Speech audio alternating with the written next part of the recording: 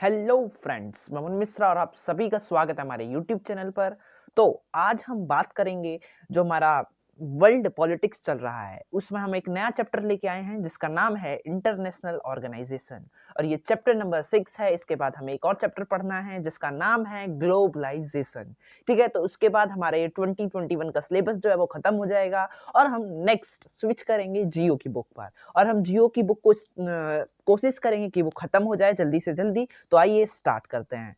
तो सबसे पहले हम बात कर लेते हैं कि यूनाइटेड नेशंस जो है उसके प्रिंसिपल ऑर्गन्स क्या हैं। तो देखिए, सबसे पहले हम जान ले यूनाइटेड नेशंस क्या है। तो यूनाइटेड नेशंस एक ऑर्गेनाइजेशन है जो क्या करती है, जो पूरे वर्ल्ड में जो भी अफेयर्स चल रहे हैं, मतलब ये वो वाला अफेयर नहीं है, ये इससे मतलब है ऐसे जो कामकाज हो रहे हैं पूरे वर्ल्ड में, एक कंट्री के दूसरे कंट्री के साथ जो रिलेशंस हैं वो कैसे रिलेशंस हैं, और वो जो रिलेशंस हैं उसमें ऐसा ना हो कि दोनों की लड़ाई हो जाए तो उसके साथ पूरे वर्ल्ड को नुकसान मिले, मतलब न्यूक्लियर अटैक ना एक दूसरे पर किया जाए। ठीक है, तो इस सब की देखभाल हमारा यूनाइटेड नेशंस करता है। इसके बहुत सारे ऑर्गन्स हैं। ठीक है, तो सबसे पहला ऑर्गन है यूएन जनरल असेंबली। बहुत इंपॉर्टेंट ऑर्गन है, देखते हैं। ये एक डेलिबरेटिव असेंबली है, मतलब यहाँ पर क्या होता है, यहाँ पर लोग डिस्कशंस करते हैं। ठीक है, यहाँ पर सारे यूएन मेंबर स्टेट्स रहते हैं।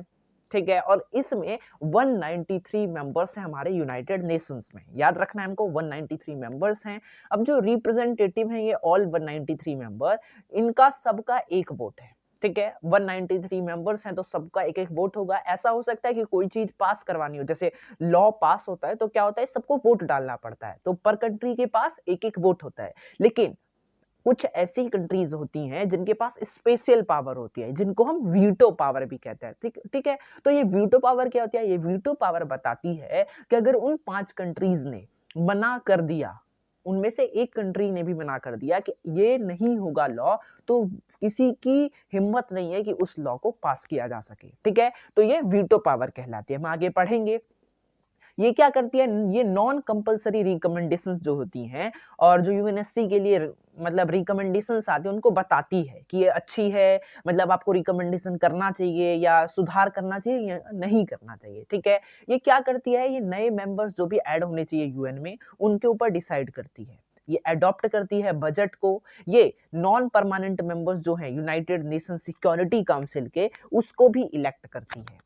ये सारे मेंबर्स को इलेक्ट करती है इकोनॉमिक और सोशल काउंसिल के, और ये यूएन सेक्रेटरी जनरल को इलेक्ट करती है, और 15 जजेस जो इंटरनेशनल कोर्ट ऑफ जस्टिस के हैं उनको भी इलेक्ट करती है। ठीक है, तो ये क्या क्या इलेक्ट करती है, ये non permanent member United nation secretary council को इलेक्ट करती है, सारे मेंबर्स इकोनॉमिक और सोशल काउंसिल को उनको इलेक्ट करती है, यूएन सेक्रेटरी जनरल को इलेक्ट करती है, और जो हमारे इंटरनेशनल कोर्ट ऑफ जस्टिस के जज हैं उनको इलेक्ट करती है। ठीक है, अब हम बात करते हैं यूएन सेक्रेटरीट की। अब ये यूएन सेक्रेटरीट क्या करती है, ये एक एडमिनिस्ट्रेटिव ऑर्गन है, मतलब सारा एडमिनिस्ट्रेशन का काम हमारा ये यूएन सेक्रेटरीट कम संभालती है। ये क्या करते हैं, दूसरे यूएन बॉडीज को सपोर्ट करती है एडमिनिस्ट्रेटिवली करने के लिए, मतलब अपने एडमिनिस्ट्रेटिव में काम करने के लिए, अपने जो भी अपना ये पोर्शन है उसमें काम करने के लिए। इनके जो चेयरपर्सन हैं वो इलेक्ट करे जाते हैं जनरल असेंबली के द्वारा। मतलब हम समझे तो इस यूएन का जितना भी काम होता है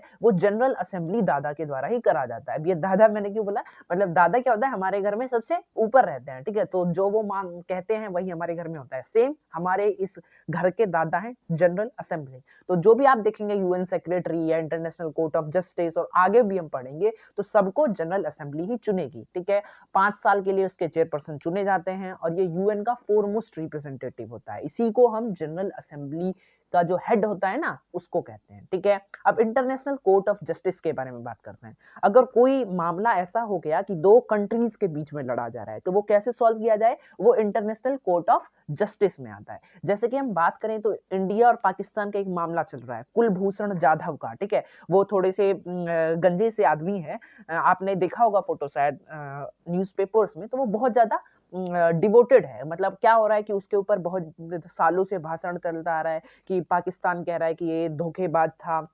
इंडिया का वो आदमी है, और इंडिया का एक ने शायद सैनिक था वो, ठीक है, जो गलती से पाकिस्तान में चला गया था, तो उसको लेकर बहुत ज्यादा बवाल हो रहा है। अब ये इंटरनेशनल कोर्ट ऑफ जस्टिस के बारे में पढ़ लेते हैं। तो ये यूनिवर्सल कोर्ट है इंटरनेशनल लॉ के लिए, जो भी लॉ बनता है उसकी पूरी वर्ल्ड माने उसके ऊपर ये देखता है। ये क्या करता है, ये डिस्प्यूट को सेटल करता है स्टेट्स के बीच में, जो रिकॉग्नाइज करते हैं अपने जुरिस्डिक्शन को। अब ये स्टेट्स जो है, हम पॉलिटिक्स वाले स्टूडेंट को पता होगा कि स्टेट जो है एक कंट्री के लिए भी यूज होता है, और इंडिया के जो डिफरेंट डिफरेंट स्टेट्स हैं उनके लिए भी यूज होता है, ठीक है। अब ये जजमेंट देता है रिलेटिव मेजोरिटी से। इनके जो 15 जजेस हैं वो क्या करते हैं, वो मेजोरिटी, जो जिस तरफ ज्यादा मेजोरिटी होती है उसको सही मान लिया जाता है, ठीक है। तो 15 जजेस हैं, वो भी यूएन जनरल असेंबली के द्वारा ही इलेक्ट करे जाते हैं, और वो 9 ईयर टर्म्स के होते हैं, ठीक है। अब हम बात करते हैं यूएन सिक्योरिटी काउंसिल की। इस सिक्योरिटी काउंसिल का नाम आप एंड तक सुनेंगे, और हम इसके बारे में पढ़ेंगे कि इसमें क्या क्या हमको रिकमेंडेशंस आई और करी भी या हमने नहीं करी, ठीक है। ये इंटरनेशनल सिक्योरिटी के लिए है, कि इंटरनेशनल सिक्योरिटी, जैसे कि अभी टेररिज्म बहुत ज्यादा पॉपुलर हो रहा है, ठीक है, तो टेररिज्म को कैसे रोका जाए उसका ये यूएन सिक्योरिटी काउंसिल देखता है।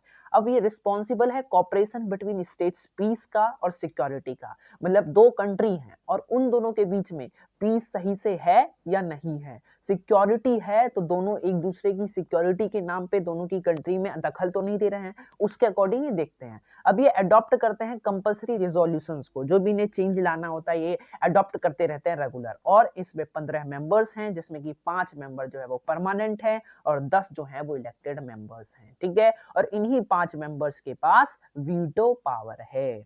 अब हम बात करते हैं UN economic and social council की, जो हमने पढ़ा था, यूएन इकोसॉक कहते हैं इसको, ठीक है। तो ये रिस्पॉन्सिबल है global economic and social affairs को। मतलब जैसे कि डब्ल्यूटीओ था, ठीक है, तो वो भी एक बॉडी था यूएन की, या अभी भी है डब्ल्यूटीओ।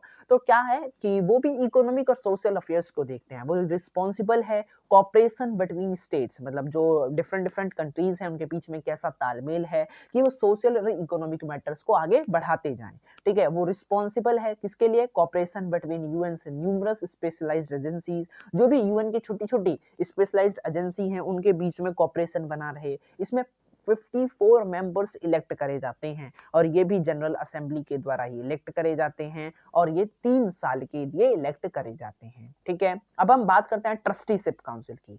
अभी जो ट्रस्टीशिप काउंसिल है ये पहले इंपॉर्टेंट था, लेकिन अब ये इनएक्टिव है। ये क्यों, क्योंकि ये क्या करता है, ये एडमिनिस्टर करता है छोटी छोटी ट्रस्ट टेरिटरीज को। अब ये ट्रस्ट टेरिटरीज की हैं भाई, बस ये मानो कि ट्रस्ट टेरिटरीज का मतलब है ऐसे देश जहां पर कोई नेता नहीं बन पाता ना, या कोई प्रेसिडेंट या कुछ वो लागू नहीं कर पाते, तो ये ट्रस्ट टेरिटरीज मान लेते थे पहले, ठीक है। अब ये ओरिजिनली जो है वो डिजाइन किया गया था क्या करने के लिए, कॉलोनियल पोजेशंस को मैनेज करने के लिए, जो कि पहले लीग ऑफ नेशन मैंडेट्स थी। अब आपको पता होगा कि जो यूएन है ये पहले लीग ऑफ नेशंस के नाम से था, लेकिन 1945 के बाद क्या कर दिया गया, इसे थोड़ा सा डेवलप कर दिया गया और यूनाइटेड नेशंस नाम बना दिया गया, ठीक है। अब ये इनएक्टिव है, कब से, 1994 से। क्यों, क्योंकि इंडिपेंडेंस ऑफ पलाऊ हो गया। मतलब पलाऊ क्या है, इसकी लास्ट यूएन ट्रस्ट टेरिटरी थी। मतलब अब हमारे यहाँ पूरे वर्ल्ड में कोई भी ट्रस्ट टेरिटरी नहीं है, सब इंडिपेंडेंट कंट्रीज हैं, ठीक है। तो यूएन ट्रस्टीशिप काउंसिल जो है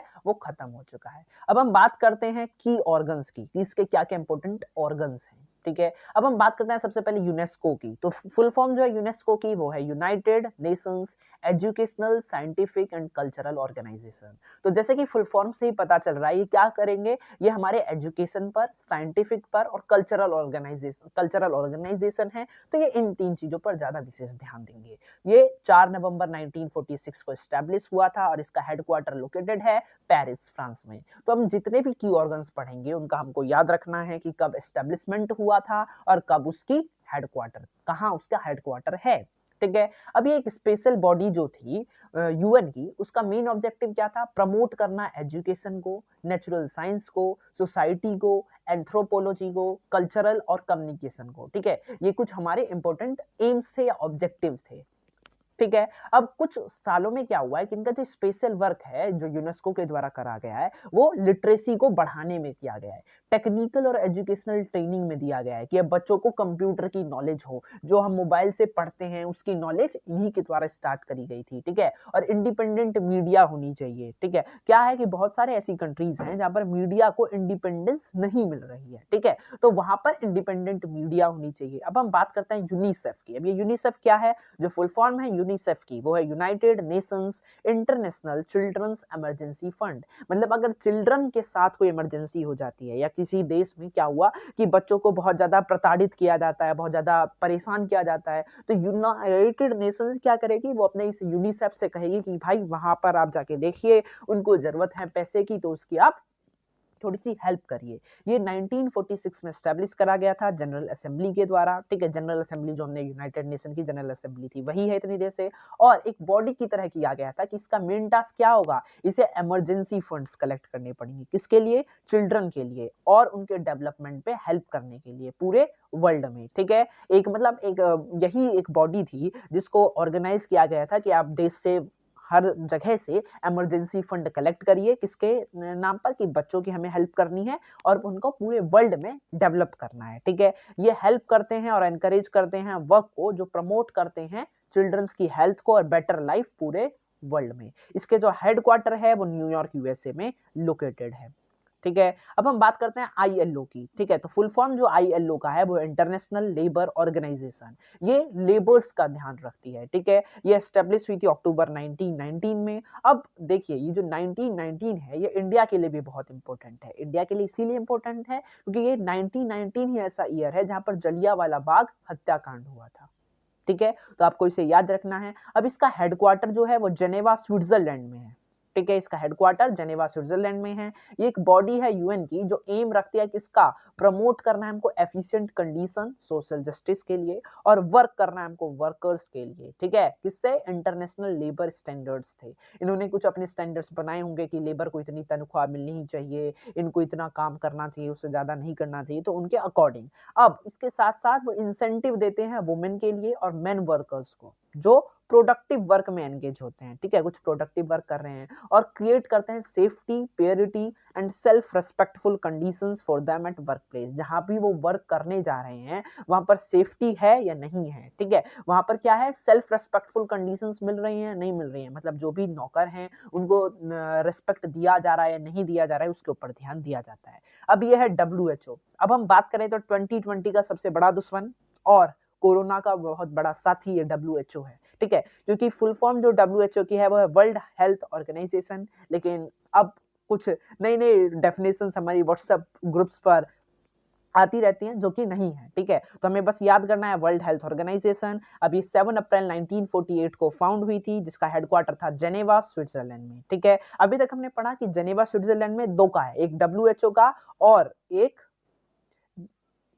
यूनेस्को का, शायद नहीं, इसका पेरिस फ्रांस में है। यूनिसेफ का शायद, या न्यूयॉर्क यूएसए में यूनिसेफ का है, ठीक है। अब WHO हमने बात कर ली। अब WHO रिस्पॉन्सिबल किस चीज के लिए है? इंटरनेशनल पब्लिक हेल्थ के लिए, ठीक है। मतलब पूरे वर्ल्ड में जो हो रहा है उसकी हेल्थ पर ध्यान दे, जिसका उसने सबसे बुरा फायदा उठाया और कोरोना के बारे में किसी को नहीं बताया। अब वो प्रोवाइड क्या करते हैं? टेक्निकल असिस्टेंस प्रोवाइड करवाते हैं कंट्रीज को, ठीक है, कि कुछ हेल्प करवा दी भाई। जैसे कि अभी पेंडेमिक चल रहा है, तो उसमें तो उन्होंने थोड़ी सी क्या करी, जो छोटे छोटे देश थे उनमें थोड़े से पैसे बांट दिए या उनमें थोड़ी सी हेल्प कर दी, ऐसे। अब सेट करता है इंटरनेशनल हेल्थ स्टैंडर्ड को। इंटरनेशनल हेल्थ स्टैंडर्ड को क्या, आप देखिए, आप गूगल फिट अगर यूज करते होंगे तो उसमें एक कॉर्नर आता है कि WHO के अकॉर्डिंग एक मतलब पूरे वीक में आदमी को 150 पॉइंट्स चाहिए होता है, ठीक है। 150 पॉइंट्स से क्या मतलब है कि वो कुछ आदमी चलेगा तो उसे कुछ पॉइंट्स मिलते हैं, तो उसके अकॉर्डिंग जिसने भी